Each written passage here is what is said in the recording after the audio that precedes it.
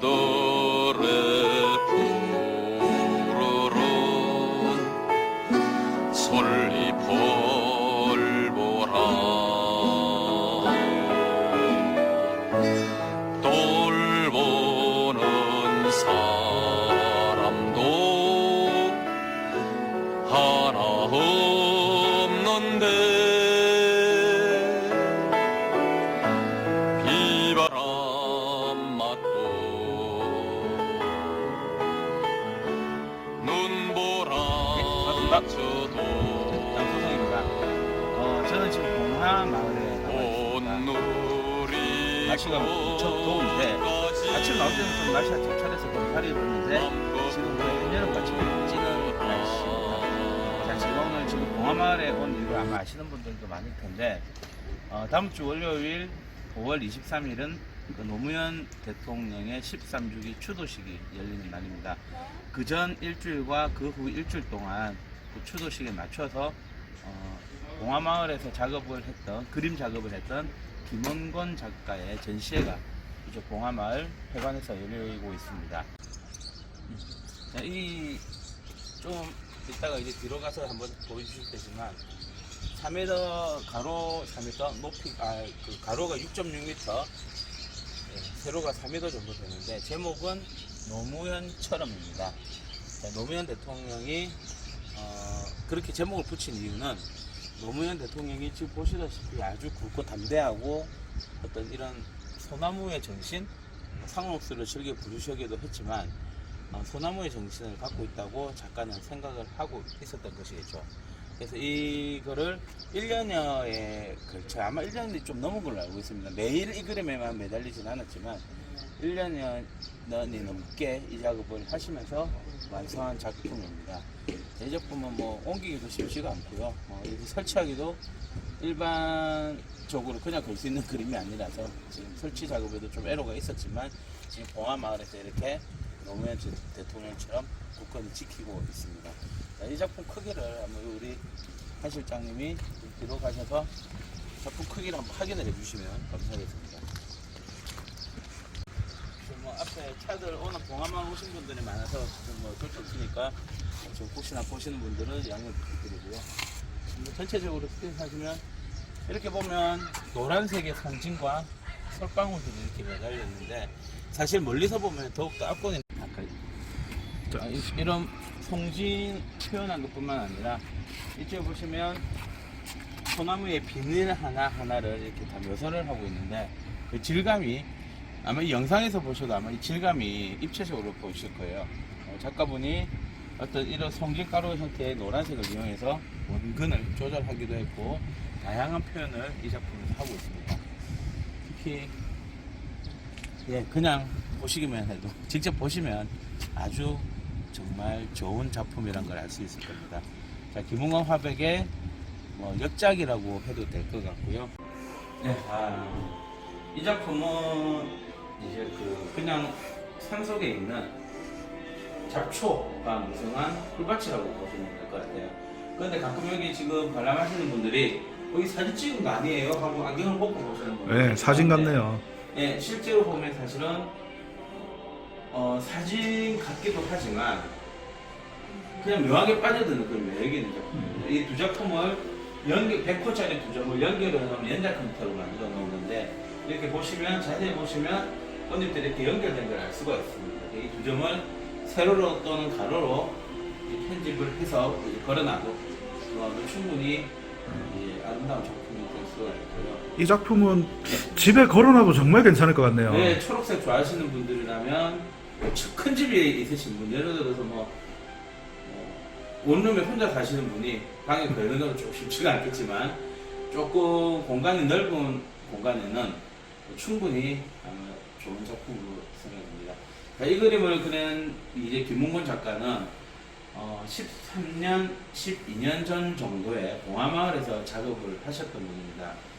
봉하마을에서 노무현 대통령의 이제 손주하고 자전거 타고 가는 그림으로 유명한 작품이 있는데 그 작품도 이제 이 김은권 화백이 그 작품이 김은권 작가님 작가님 작품이었군요. 작품이 있습니다. 그리고 다양한 이제 노무현 대통령과 관련된 그림을 그렸을 뿐 아니라 뭐 소나무라든지 이제 이런 자연을 모티브로 해서 소재로 해서 담아놓은 화폭에 담은 그림도 꽤 많고요.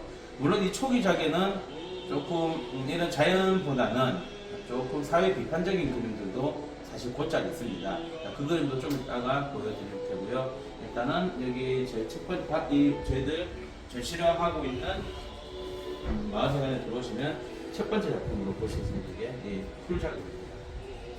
다른 작품도 좀 소개 좀 해주시죠. 네네.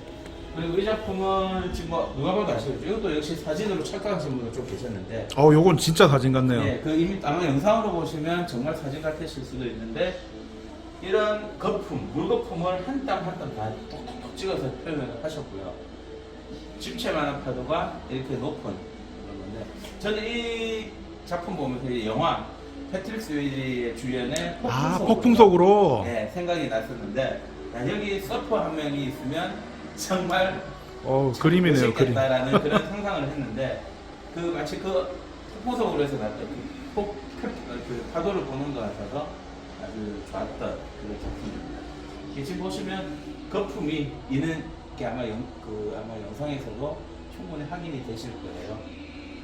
자, 다음 작품은요.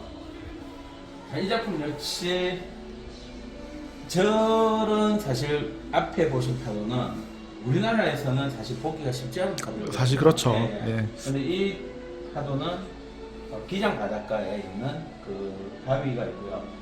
기장이면 부산에 있는 그 부산 기장. 해운대 구옥 기장이죠. 예. 지금. 해운대 넘어서 있는 기장군에 있는. 이 기장 바위는 바닷가. 제가 낯이 익은 게 저 횟집 앞에 있던 그 예, 바위. 맞습니다. 그렇죠. 바닷가에 자주 가시는 분이면 알 수도 있는데, 이건 태풍이 불 때 이제 사진 그림 작업을 그 소재를 가지고 작업을 하고 있는데, 역시 하늘과 실제로 이때 파도가 센 날에 하늘 파란 날이 좀 있었거든요. 그날에 차관에서 이제 김홍건 작가가 이제 작업하는 아하. 보시면 되겠습니다. 그리고 한쪽에서 한번 둘러보겠습니다. 자, 이 작품은 역시 소나무네요. 소나무인데 질감을 그림으로만 한 것이 아니고 직접 저 비닐의 형태를 내기 위해서, 입체적인 느낌을 내기 위해서 그 혼합 재료를 써서 이제 이 안에 그 물감 안에도 뭘 살짝 넣으면서 조금 두두두두한 소나무의 비늘을 그대로 표현을 하고 있는데, 이 작품 역시 사실 사람 눈이 보면 앞에 있는 걸 보면 뒤에 게 좀 흐리하게 나오잖아요. 그죠? 그런 부분을 보면 이쪽 뒤에 배경은 조금 흐리한 느낌, 태양이 비친 조금 흐리한 느낌이지만 앞에 이 기둥을 집중적으로 이야기하고 있다고 보시면 될 것 같습니다. 자, 한쪽으로 가시면, 자, 이 김홍건 화백에 제가 조금 또 반한 부분 중에 하나가 이런 드로잉들입니다. 이 드로잉들이 사실은 정확하게 어떤 인물의 개성이나 특징을 완벽하게 잡아내고 있고요. 그렇게 하면서 자연스러운 드로잉이 아주 마음에 쏙, 제 개인적인 마음에는 쏙 드는 작품들이 이렇게 준비가 되어 있습니다. 제목이 친구네요. 네, 그쪽도 친구고요. 여기도 친구, 여기도 얘 친구. 이제 나이가 많죠, 점점. 이 드로잉 마치 이 동네 분들 그린 것 같은 그런 느낌이네요. 있는데, 여튼 2011년도 이제 작업을 하는 건데, 오래된 친구라는 작품입니다. 자, 이 작품이 아까 말씀드렸던 좀 초기작은 좀 비판적인 형태의 그림을 그렸었거든요. 보시면 그 스타킹을 얼굴에 쓰고 꽃이 하나 달아놨습니다. 자, 이 작품에 대한 설명은 이제 각자 보시는 분이 왜 저랬을까 한번 상상을 해보시는 건 좋을 것 같고요. 자, 이 작품은 그 일본의 그 미술 대전에 출품을 했던 작품인데, 사실 뭐 작가가 정확하게 의도하고자 하는 부분은 제가 정확하게 알 수가 없지만, 이 밑에 보시면 화제가 있습니다. 마흔 중년의 일기, 백꽃 흐트러진 날, 그녀가 강을 건넜다. 그리고 돌아오지 않았다. 자, 이 화제를 보면서 아마 이 그림에 대한 생각은 한번 또 역시 각자 한번 해보시면 좋겠습니다. 이 호접도 같은 경우가 한국화의 특징에 있는 호접도를 유화로 이렇게 표현을 했는데, 아마 그 한국화 중에서 이제 그 민화라든지 그런 호접도가 있지 않습니까? 그런 호접도에서 나온 어떠한 그리는 형태를 그대로 답습을 했다는 느낌이 들거든요.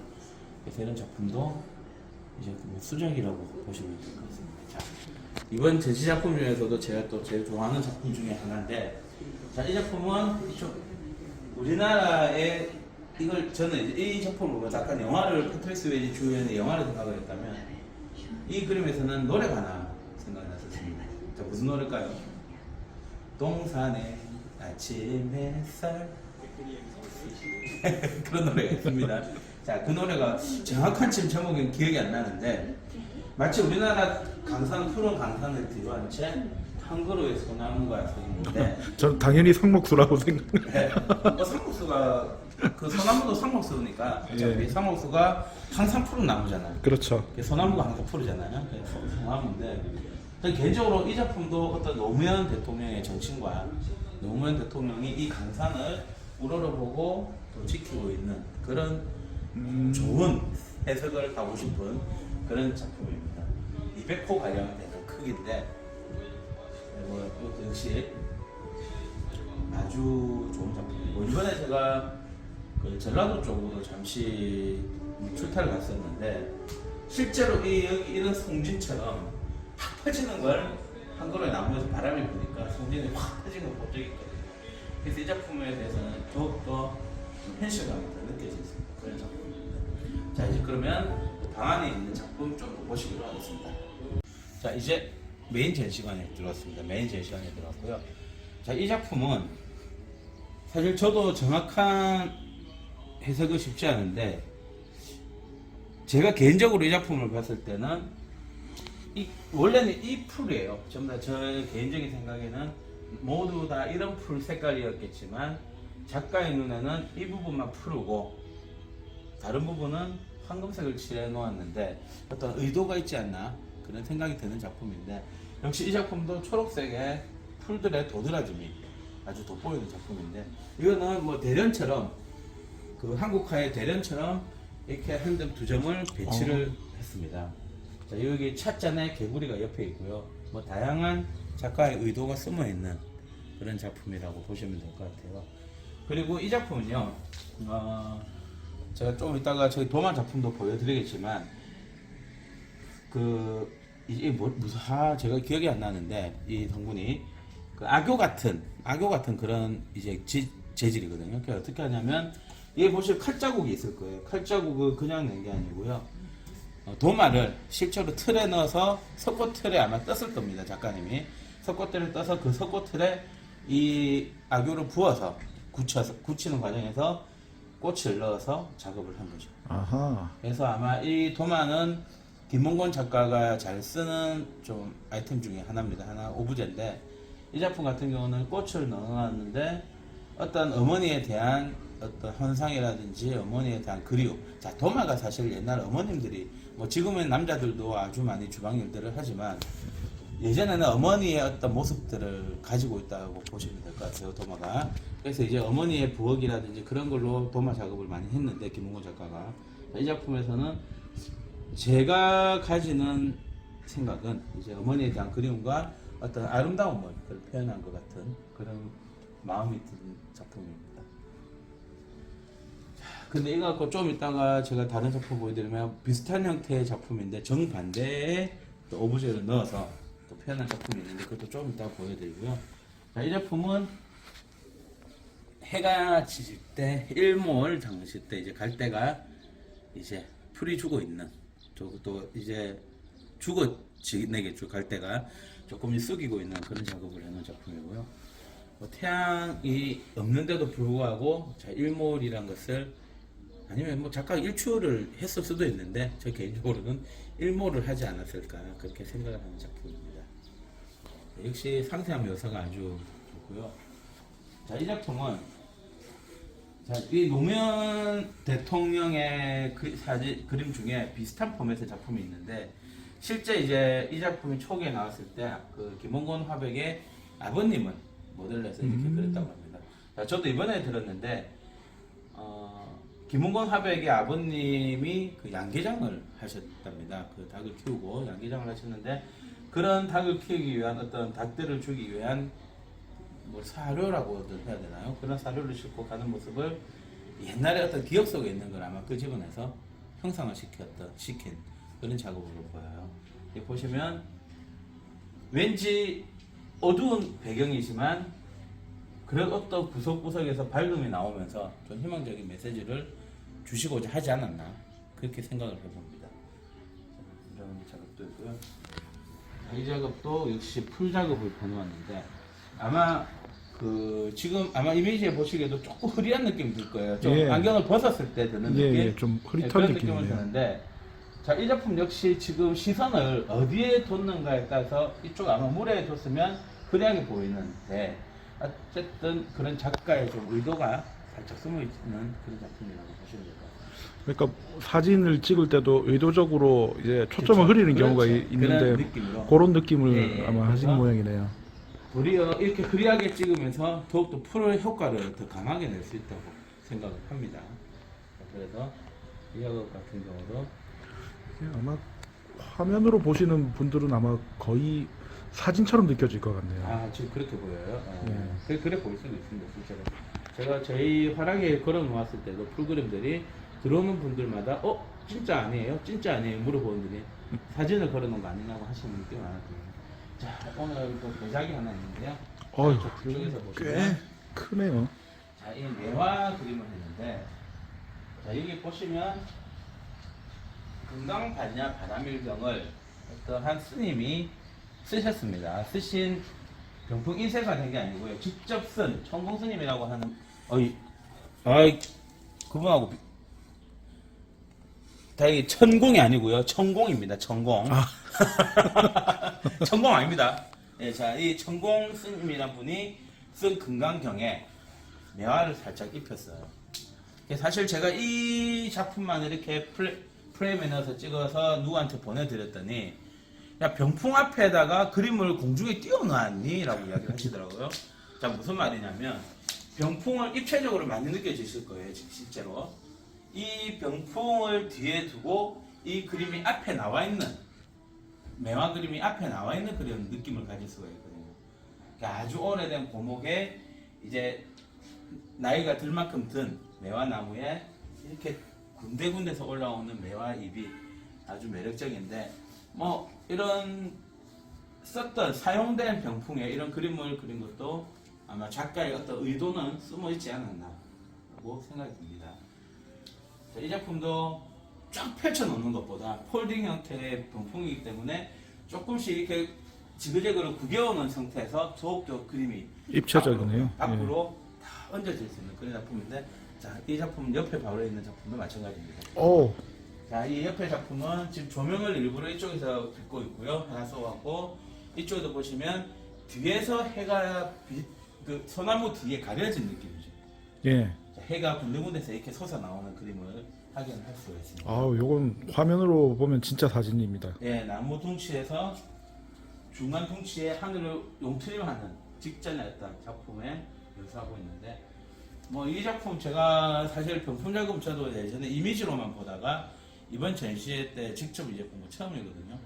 사실 아까 밖에 있는 노무현처럼 대통령 그 서양식 캔버스에 그린 작품도 아주 좋지만 한국화 형태의 일지라고 하죠. 일지 병풍이라고 하거든요. 보통 우리나라의 병풍의 형태는 한 폭, 두 폭, 세 폭, 네 폭 따로 그림을 그린 경우가 있고 그건 이제 단폭 병풍이라고 하는데 한 폭씩 다 주제가 다 있는 거죠.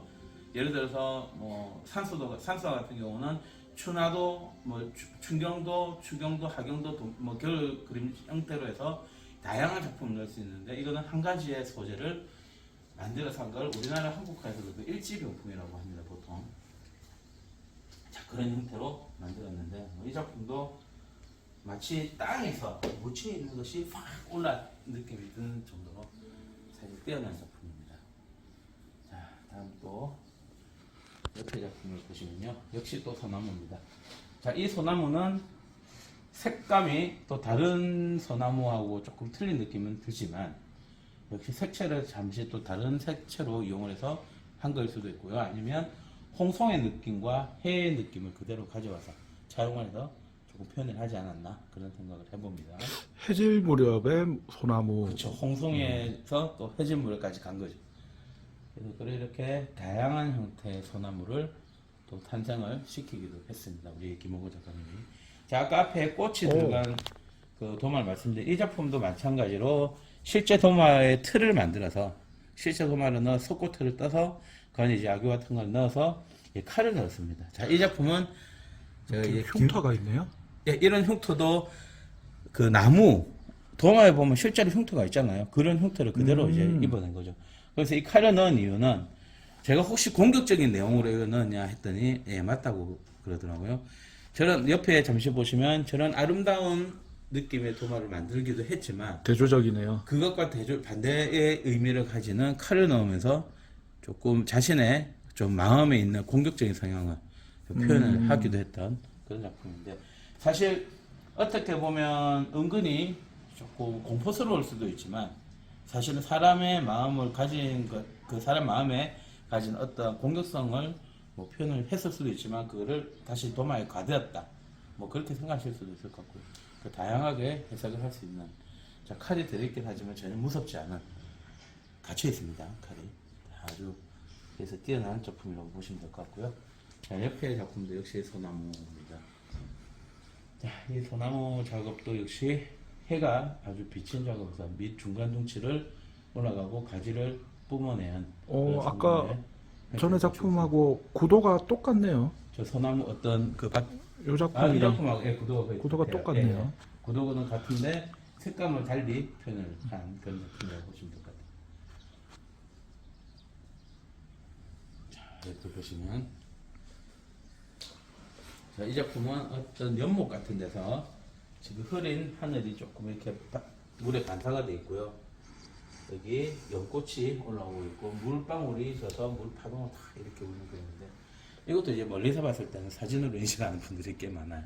근데 작가가 사실 요새 최근 들어서 이제 과일의 실제 모양을 그대로 표현을 해서 하는 작가들도 꽤 많은데 사실 자연의 어떤 풍광을 사진처럼 했다기보다도 어떤 느낌적인 느낌을 그대로 넣어서 어떻게 이렇게 표현을 했다는 것이 정말 이 김웅원 화백의 대단한 부분이 아닌가 생각을 해봅니다.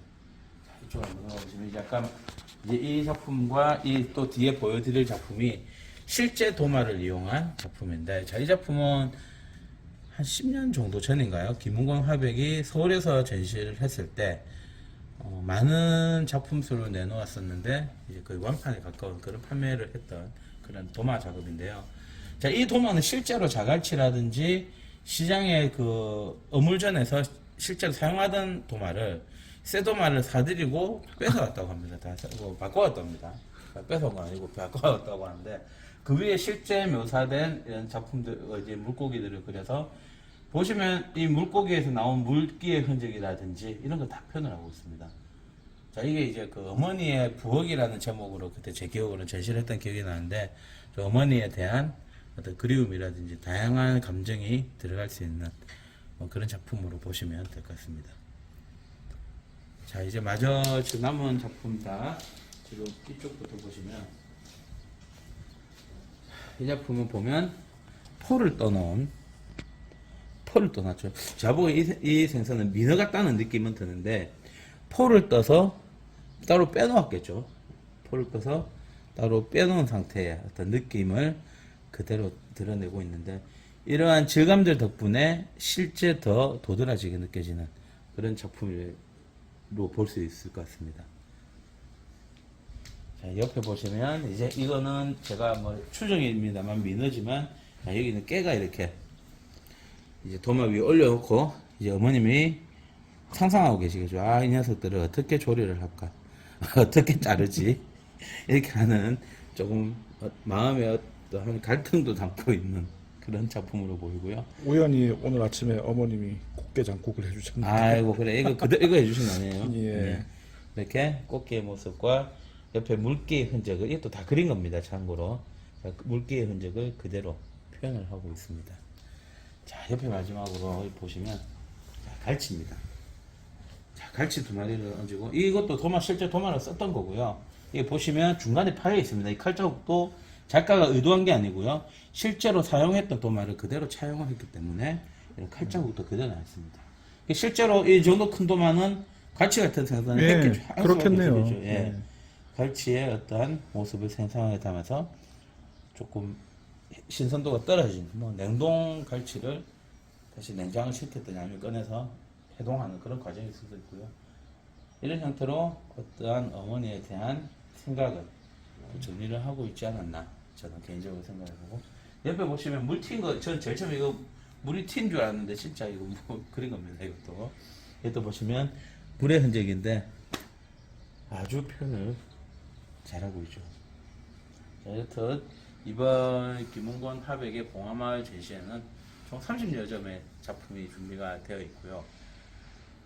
다음 주 23일에 이제 그 서거일이 있는 주, 그러니까 27일입니다. 27일에는 뒤풀이가 아닌 그냥 뭐 파티도 아니고 그냥 노무현 대통령을 좋아하는, 그리고 김은권 화백을 아는, 그리고 저를 아는 지인들이 모여서 간단한 막걸리로 이제 목을 축이면서 또 그간의 추억들을 또 이야기하는 시간을 가져볼까 합니다. 혹시 또 이 영상을 27일이 지난 뒤에 보시고 뭐 6월 27일 아니냐 이렇게 할 수도 있는데, 2022년 5월 27일 5시에 봉화마을 마을회관 앞에서 막걸리로 함께하는, 그리고 밴드도 함께 와서 노래도 부르는 시간도 있고요. 그런 노무현 대통령을 생각하는 시간을 한번 추억하는 시간을 가져볼까 합니다.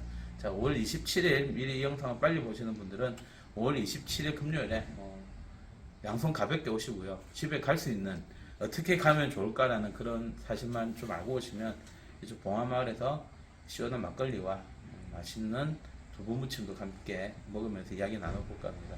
그리고 이 전시회는 2022년 5월 31일까지 전시가 진행이 됩니다.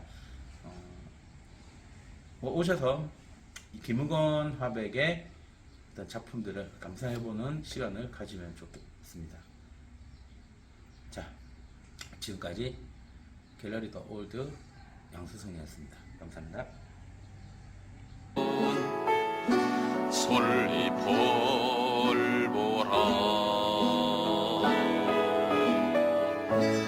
돌보는 사람도 하나 없는데